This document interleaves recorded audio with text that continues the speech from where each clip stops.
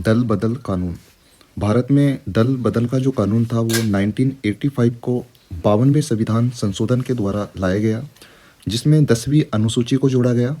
और इसमें 4 अनुच्छेदों में कुछ परिवर्तन किए गए।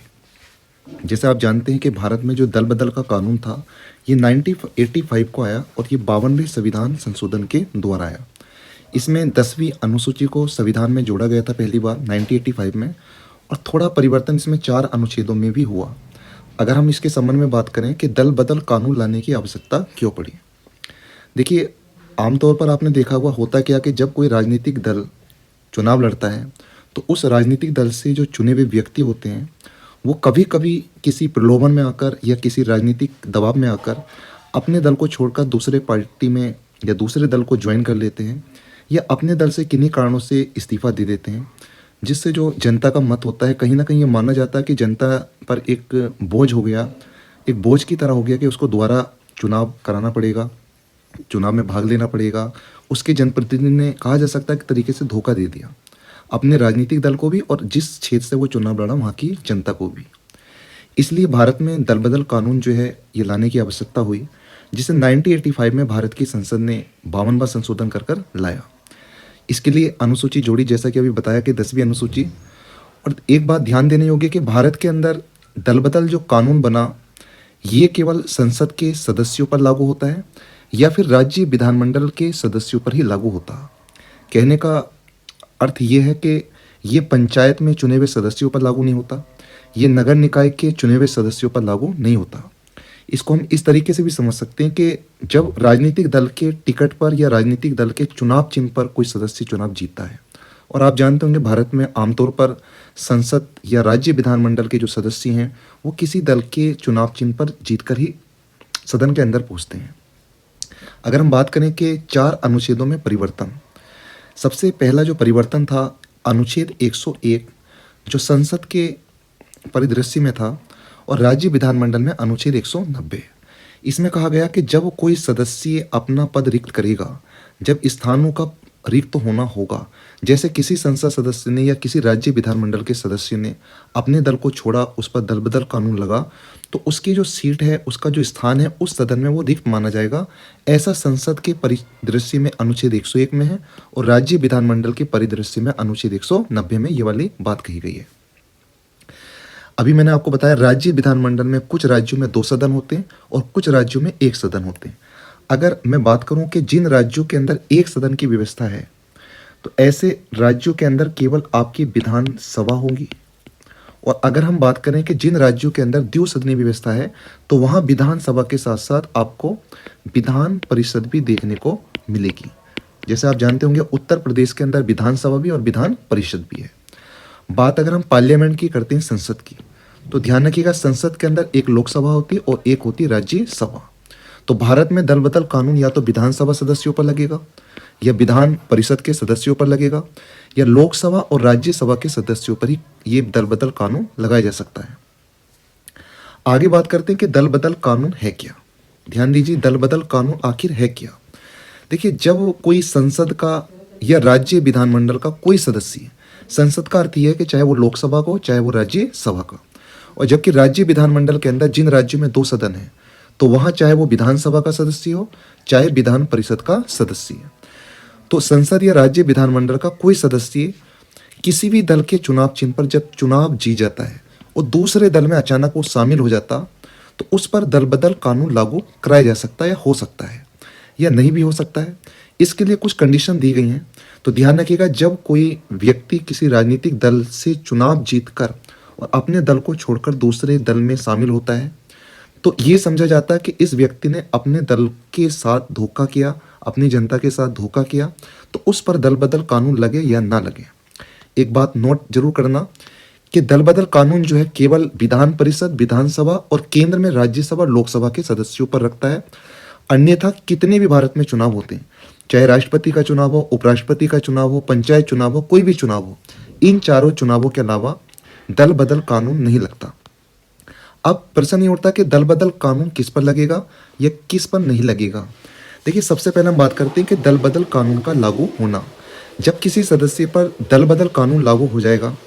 तो वहाँ वो पद के निरह निरय का मीनिंग होगा कि वो सदस्य जो है पद के अयोग्य हो जाएगा।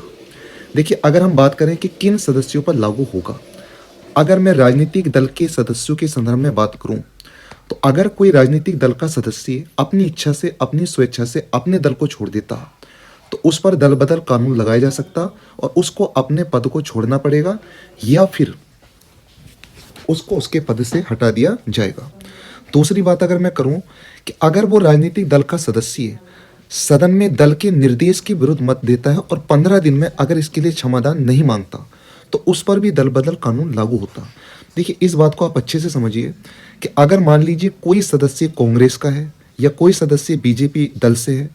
उसके दल ने कहा कि 15 तारीख को या 20 तारीख को कोई मीटिंग होगी संसद के अंदर, उसमें कोई बिल आएगा और उस बिल पर हमें उस बिल के विपक्ष में वोट देना है या उस बिल के समर्थन में वोट देना है। पूरी पार्टी का एक व्हिप जारी होता है जिसके दिशा निर्देशों को हर पार्टी के सदस्यों को मानना पड़ता है। अब यदि कोई सदन में क्या होता कि जब दल के निर्देश के विरुद्ध पूरे दल की मंशा थी, पूरे दल ने तय किया था, एक व्हिप जारी हुआ था, मान लीजिए फॉर एग्जाम्पल कि हमें इस बिल के समर्थन में विरोध में मत देना है, लेकिन उस दल का कोई सदस्य या कुछ सदस्य क्या हो कि उस बिल के विरोध में वोट ना देकर उस बिल के समर्थन में वोट देते, तो ऐसी स्थिति में उस दल के द्वारा उस पर दल बदल कानून की कार्रवाई कराई जा सकती है। अगर मैं नंबर 2 बात करूं, बी बात, देखिए, अगर कोई ऐसा व्यक्ति जो किसी भी दल से चुनाव नहीं जीतता, अर्थात इंडिपेंडेंट सदस्य होता, स्वतंत्र सदस्य होता, ये कह सकते हैं निर्दलीय सदस्य होता, अगर वो सदस्य चुनाव जीतने के बाद किसी भी दल में अगर शामिल हो जाता, तो माना जाएगा कि उस दल की उस सदस्य की सदस्यता भी समाप्त हो जाएगी, क्योंकि वो जो निर्दलीय सदस्य चुनाव जीता उसमें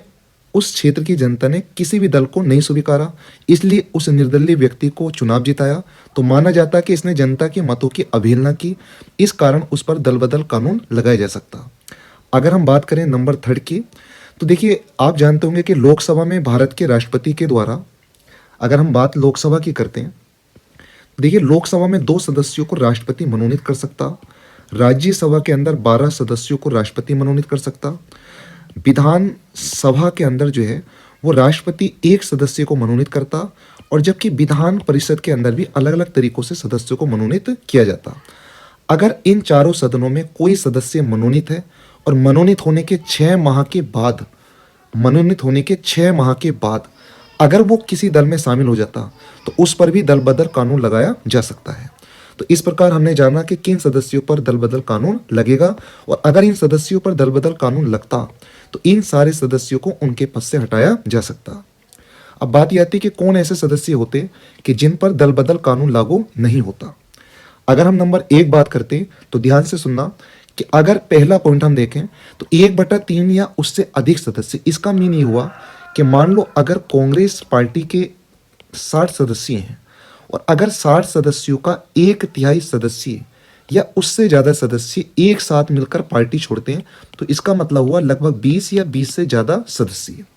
अगर किसी दल के 1/3 या 1/3 से ज़्यादा सदस्य साथ मिलकर पार्टी छोड़ते हैं, कह सकते हो एक नया दल बनाकर दूसरी पार्टी में शामिल होते हैं, तो उन पर दल बदल कानून लागू नहीं होता। अगर नंबर बात हम बी की करें तो पीठासीन का मतलब क्या हुआ? पीठासीन का मतलब ये हुआ कि जब कोई सदस्य चुनाव जीतता, चाहे वो किसी भी दल में हो, तो कहा जाता कि जब वो सदस्य चुनाव जीतता तो वो निष्पक्ष पद हो जाता। वो व्यक्ति अगर चुनाव जीत जाता है सदस्य के रूप में और वो पीठासीन बन जाता, आप जानते होंगे कि लोकसभा के अंदर पीठासीन बनने के लिए वो व्यक्ति लोकसभा का सदस्य होना जरूरी है। या राज्य के अंदर हम देखें तो विधानसभा में अगर कोई व्यक्ति विधायक होता तो पीठासीन जब ही बनता जब वो विधानसभा का सदस्य होता। लेकिन जब वो सदस्य पीठासीन बन जाता, उस सदन का अध्यक्ष बन जाता, तो कहा जाता कि वो एक निष्पक्ष पद हो जाता, और निष्पक्ष पद होने पर वो किसी दल का सदस्य एक टेक्निकल रूप से नहीं रहता। तो इसलिए कहा जा सकता कि पीठासीन अधिकारी पर दल बदल कानून लागू नहीं होता। तो ये हमने बात करी कि किस पर दल बदल कानून लागू होगा, किस पर दल बदल लागू कानून नहीं होगा। ठीक, अगर 1/3 से कम सदस्य पार्टी छोड़ते हैं तो उन पर तो दल बदल कानून लागू हो जाएगा, और 1/3 या उससे ज्यादा सदस्य पार्टी छोड़ेंगे तो उन पर दल बदल कानून लागू नहीं होगा। अब बात यह आती है कि आखिर ये दल बदल कानून लागू करता कौन है? कौन ये तय करेगा कि किस सदस्य की सदस्यता समाप्त की जाए या किस सदस्य की सदस्यता समाप्त ना की जाए? देखिए, इसकी पावर जो है उस सदन के पीठासीन को दी गई है। जिस सदन का भी ये मामला होगा, अगर लोकसभा का मामला होगा तो लोकसभा अध्यक्ष तय करेगा, राज्यसभा का मामला होगा तो राज्यसभा के अंदर सभापति तय करेगा, और अगर विधानसभा का मामला होगा तो विधानसभा अध्यक्ष तय करेगा, और विधान परिषद का मामला होगा तो विधान परिषद का सभापति ये तय करेगा कि किस पर दल बदल कानून लगाया जाए या ना लगाया जाए। कभी कभी क्या होता है हमारे देश में कि दल बदल कानून का निर्धारण जब पीठासीन करता तो उस पर कुछ आरोप लगते हैं, क्योंकि सामान्यतः क्या होता है कि पीठासीन अधिकारी उस दल का व्यक्ति सामान्यतः होता जिस दल की उस राज्य में या केंद्र में सरकार होती।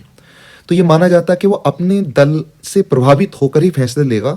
तो इसलिए हमारे सुप्रीम कोर्ट ने 1993 में एक डिसीजन आया था जिसमें कहा था कि पीठासीन के निर्णय को, अगर पीठासीन दल बदल पर कोई निर्णय देता और कोई दल उस निर्णय से खुश नहीं होता या उस निर्णय को नहीं मानता, तो वो सीधा सुप्रीम कोर्ट या हाई कोर्ट भी जा सकता। तो इसका मतलब ये हुआ कि दल बदल कानून तय करने की जो पावर है, ये दल बदल कानून पर जो निर्धारण करता वो पीठासीन करता, लेकिन दल बदल कानून का निर्धारण करने पर पीठासीन के डिसीजन को आप सुप्रीम कोर्ट या हाई कोर्ट में जाकर भी चुनौती दे सकते हो।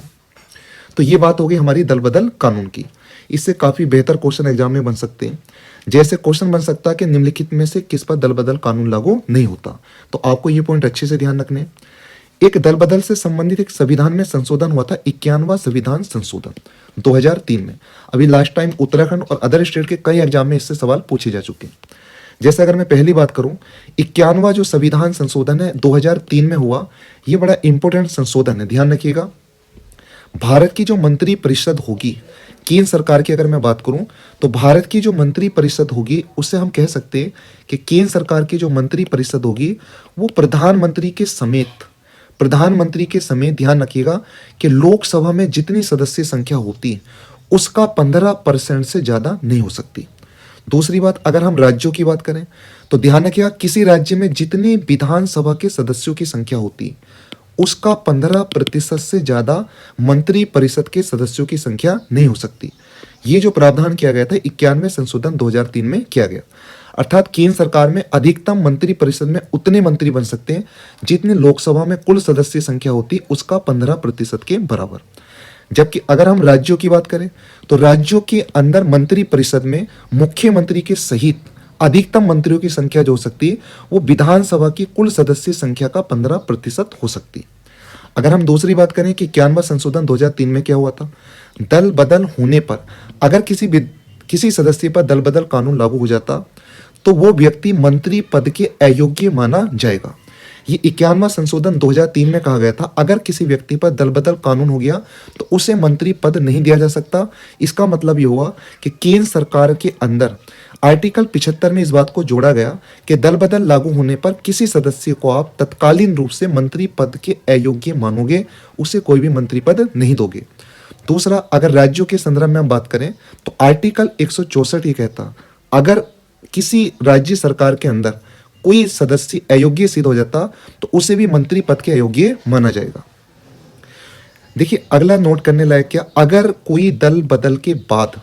राजनीति लाभ के पद को भी अयोग्य होगा, मतलब ये हुआ कि 51वां जो संविधान संशोधन 2003 में हुआ, इसमें यह कहा गया अगर मान लीजिए कोई सदस्य ए है और ये किसी राजनीतिक दल का सदस्य है, मान लीजिएगा ये भारतीय जनता पार्टी का सदस्य है, इस पर दल बदल कानून लागू हो गया, या मान लीजिए कांग्रेस का सदस्य है, इस पर दल बदल कानून लागू हो गया, तो इसे उस सरकार में किसी भी राजनीतिक पद पर नियुक्ति नहीं की जा सकती जो भी पद लाभ के दायरे में आएंगे। तो ये था हमारा दल बदल कानून।